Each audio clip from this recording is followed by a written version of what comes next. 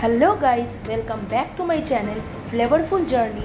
আর আজকে তোমাদের সাথে ফ্রাইড রাইস অ্যান্ড চিকেন কষার রেসিপিটা শেয়ার করব, তো পুরো ভিডিওটা স্কিপ না করে দেখতে থাকো। ফ্রাইড রাইস বানানোর জন্য ইউজ করে নিয়েছিলাম দাওয়াতের সুপার বাসমতি রাইসটা, আর ঠিক তারপরই তেজপাতা, বড় এলাচ, দারচিনি জলে ফুটিয়ে নেওয়া হচ্ছিল। আর জলটা ফুটে গেলেই ধোয়া রাইসটা জলের মধ্যে দিয়ে দেওয়া হয়েছিল। এরপর কিছুক্ষণ পরই রাইসটা চেক করে নেবে যে সেদ্ধটা ঠিকঠাক হয়েছে কিনা, আর খুব সাবধানে রাইসটা নাড়বে যাতে ভেঙে না যায়। আর তারপর ফাইনালি রাইসটা হয়ে গেলে ভাতের ফ্যানটা সুন্দর করে ঝরিয়ে নেবে। আর এবার দেখতেই পাচ্ছ কি সুন্দর লং গ্রেন রাইসটা পুরোপুরি তৈরি হয়ে গেছে। এরপর বিভিন্ন পাত্রে তেজপাতা, দারচিনি, পেঁয়াজ পাতা, সুন্দর করে কাটা গাজর, বিনস, ক্যাপসিকাম দিয়ে দেবে।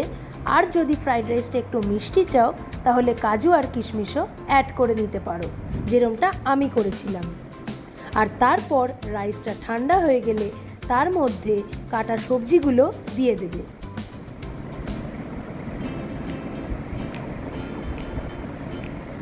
তারপর একে একে কাজু, কিশমিশ, পরিমাণ মতন নুন, চিনি দিয়ে দেবে যেরকমটা তোমাদের প্রয়োজন।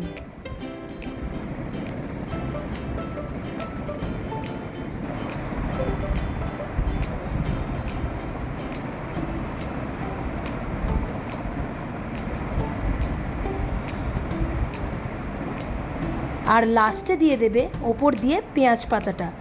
আর এরপর পুরোটা একসাথে সুন্দর করে মিক্স করে নেবে।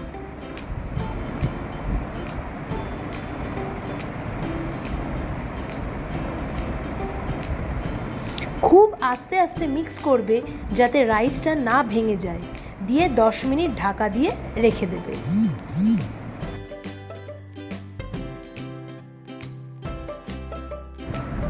তারপর কড়াইয়ের মধ্যে সাদা তেল গরম করতে দিয়ে দেবে। গরম হয়ে গেলেই একে একে ঘি, তারপর তেজপাতা, লবঙ্গ, দারচিনিটা দিয়ে হালকা করে লো ফ্লেমে ভেজে নেবে। এতে ফ্লেভারটা খুবই সুন্দর আসে। তারপর একটু ভাজা ভাজা হয়ে গেলেই ওপর দিয়ে ঠিক গরম মশলাটা ছড়িয়ে দেবে। তোমাদের যতটা ভালো লাগে ততটাই দেবে। আবার সুন্দর করে তারপর নেড়ে নেবে।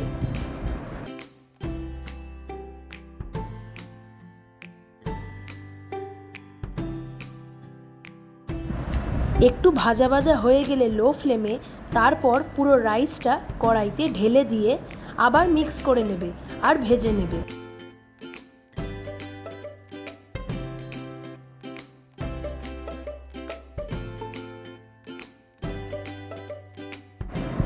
এরপর টানা 5 মিনিট লো ফ্লেমে রাইসটা নাড়িয়ে নেবে আর দেখবে যাতে তলায় লেগে না যায়।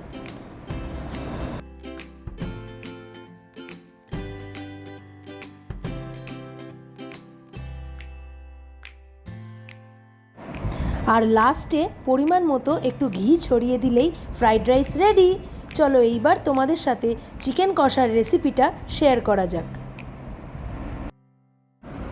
তো ফার্স্টেই চিকেনটাকে ভালোভাবে জল দিয়ে ধুয়ে নিতে হবে, আর তারপর জল ঝরিয়ে নিতে হবে।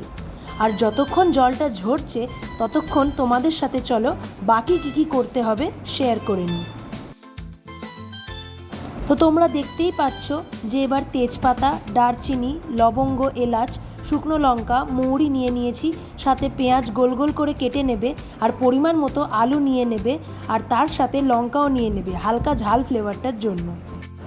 এরপরই কড়াইতে সাদা তেল গরম হয়ে গেলে সব জিনিসগুলো একে একে দিয়ে দেবে। আর পেঁয়াজটা ততক্ষণ অবধি নাড়তে থাকবে যতক্ষণ না গোল্ডেন ব্রাউন কালারটা আসছে। আর লঙ্কাগুলো মাঝখান দিয়ে চিড়ে নেবে সুন্দর ঝাল ঝাল গন্ধর জন্য।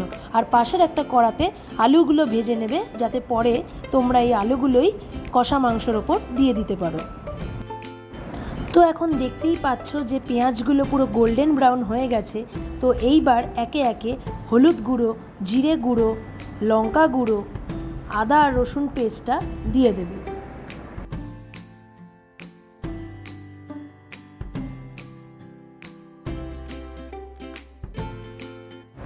আর এরপর পরিমাণ মতো নুন চিনিটাও দিয়ে দেবে। আর তোমরা চাইলে টমেটো দিতেই পারো, কিন্তু আমার কাছে টমেটো না থাকায় 2 স্পুন টমেটো কেচাপ দিয়ে নিয়েছিলাম।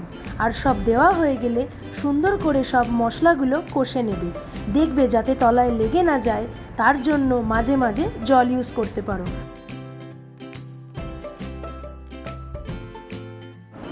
কিছুক্ষণ কষানোর পর মশলার ওপর দিয়ে চেরা লঙ্কাগুলো দিয়ে নেবে, আর তারপর আবার ভালো করে নেড়ে মিক্স করে নেবে।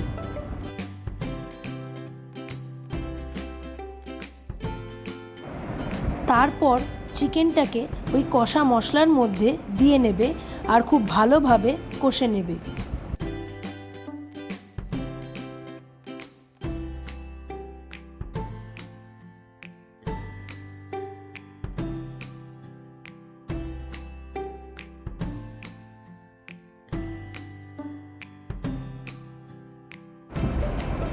বেশ কিছুক্ষণ কষানোর পর যখন দেখবে মাংস থেকে তেলটা ছাড়ছে, তখনই ভেজে রাখা আলুগুলো ওপর দিয়ে নেবে।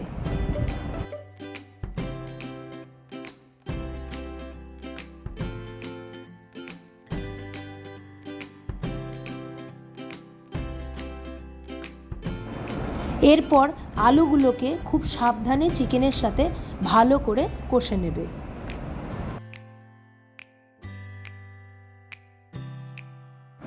মোটামুটি 10 মিনিট কষানোর পর ওপর দিয়ে পরিমাণ মতো গরম মশলা আর তারপর তোমাদের ইচ্ছা মতন ঘি ছড়িয়ে সুন্দরভাবে পরিবেশন করে দেবে। তো ব্যাস, তাহলেই রেডি চিকেন কষা। তো এবার ওভারঅল লুকসটা দেখে নাও। এই যে ফ্রাইড রাইস আর এই যে চিকেন কষা। তো তোমাদের কেমন লাগলো ভিডিওটা অবশ্যই কমেন্ট করে জানিও। আর নেক্সট ভিডিও খুব তাড়াতাড়ি আসছে। Till then, tata.